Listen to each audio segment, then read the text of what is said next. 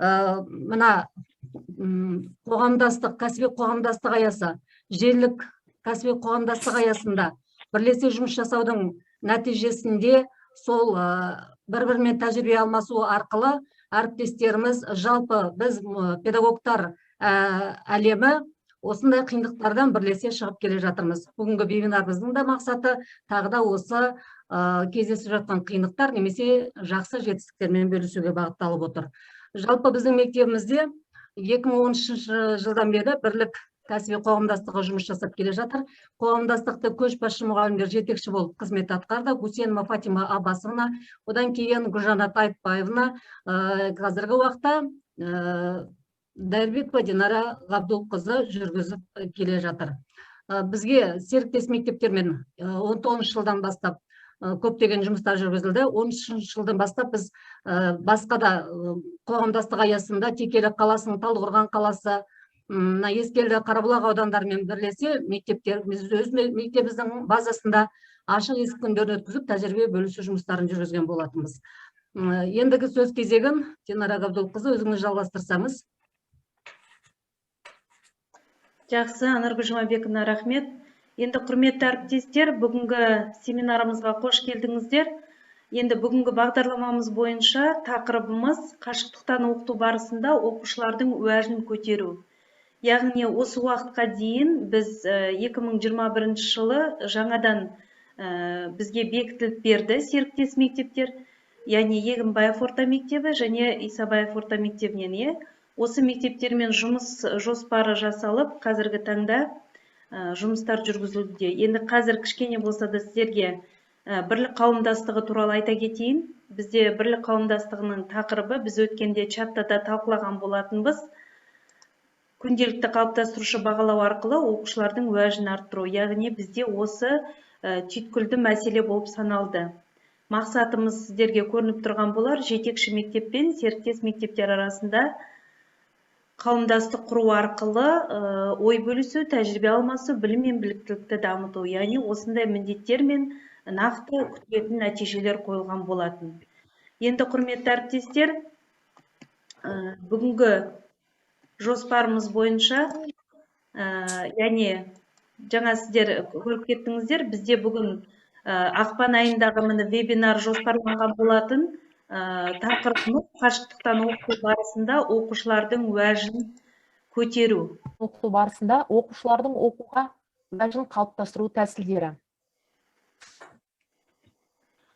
Қашықтықтан оқыту білім беру процесін ұйымдастырудың жаңа нысаны.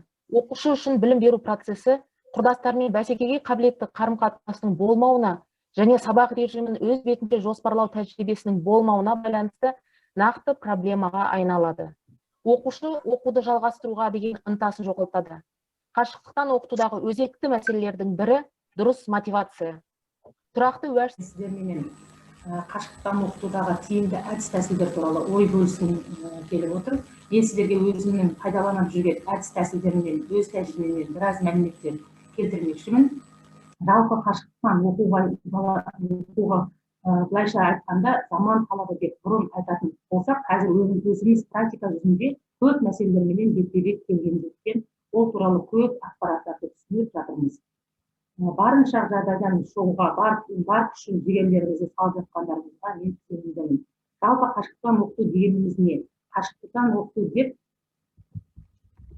компьютерлік және телекоммуникациялық технологияларға негізделген оқытудың құралдары мен түрлері, білім беруде қызмет көрсетудің маркетингін көзқарастарын кеңінен қолданатын ғылыми технологиялардың революциялық жоғары технологиялық өнімі екені. Жалпы оқу жылында біз тест тапсырған кезде оның екі түрі болатын.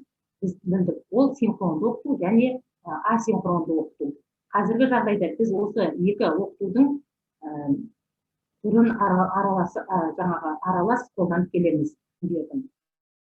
Бұл дүниесіз бір тіршілікті елестету мүмкін емес. Ол жер шарының 4/3 бөлігін алатын тірі ағзалардың 67%, ал өсімдіктердің 90%-да бар. Осы мәтінге байланысты мен мынандай тапсырмалар бердім. Мәтінде не туралы айтылған? Ол туралы қандай басқа ақпараттар білесіңдер? Оған сәйкес мақалдар айта аласың ба?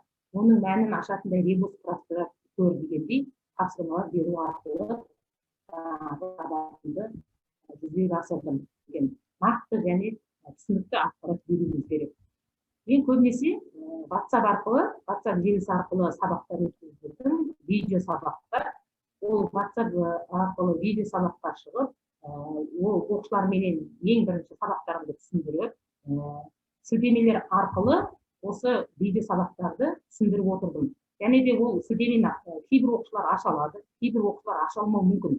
Сол себепті мен слайдтар жіберіп отырдым. Ол слайдты да аша алмаса, ол слайдтың өзін скриншот жасап, жеке-жеке жіберсеңіз, ол нақты ашылады. Қандай WhatsApp, қандай телефонменен WhatsAppпен ашса да, көрсе де болады. Өйткені ол оқушыларға біз жеткізе білуіміз керек. Бүгінгі өтіп жатқан тақырыбымызды. WhatsApp желісі арқылы оқушылар бізге кері байланыс жасап отырады. Мына жерде мен кері байланыс жасаған оқушылардың тапсырмаларын көрсетіп отырмын сіздерге. Және де оқушыны мақтап, мадақтап, ойландырып отыруымыз керек екен. Қазіргі сәнге айналған мақта, өтініш, сый әдісін қолданғанымызға болады. Және де жалпы құрметті мұғалімдер, құрметті әріптестер, сіздердің осы жағдайлардан сәтті шығатындарыңызға біз үлкен сенім білдіреміз. Мұғалім қашанда қоғамның ең биік беделді тұлғасы, сондықтан сіздеріңізге сәттілік, берекеңізге творчестволық табыс тілеймін. Тыңдағандарыңызға рахмет. Приемы обучения, повышающие мотивацию учащихся на уроках русского языка и литературы во время дистанционного обучения. В мотивации учения важную роль играют содержание учебного материала, организация учебной деятельности, формы, методы, приемы. Активные методы обучения – это методы, которые побуждают обучающихся к активной мыслительной и практической деятельности в процессе овладения учебным материалом. Особенности активных методов обучения состоят в том, что в их основе заложено побуждение к практической и мыслительной деятельности, без которой нет движения вперед во владении знаниями. Этап мотивации – один из важных этапов на уроке. Дети должны удивиться, пойти вперед, а столкнувшись с проблемным вопросом, проблемной ситуацией, захотеть решить проблему, исследовать вопрос, найти решение. Мотивация может быть в начале урока и на любом этапе урока. Приемы мотивации – фантастическая добавка, универсальный прием, направленный на привлечение интереса к теме урока. Этот прием предусматривает перенос учебной ситуации в необычайные условия или среду. Можно перенести на фантастическую планету. Мы сегодня отправимся на планету фразеология. Придумать фантастическое животное или растение, перенести литературного героя в современное время или отправиться в лингвистическую экспедицию. Прием «Отсроченная отгадка» – универсальный прием, направленный на активизацию мыслительной деятельности учащихся на уроке.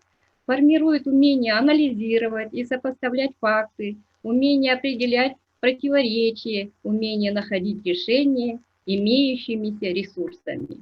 В начале урока учитель задает загадку или удивительный факт, отгадка которой ключик для понимания будет открыта на уроке при работе к обучению и развитию. Ребенок сможет вырасти целеустремленным человеком, способным на ответственные решения.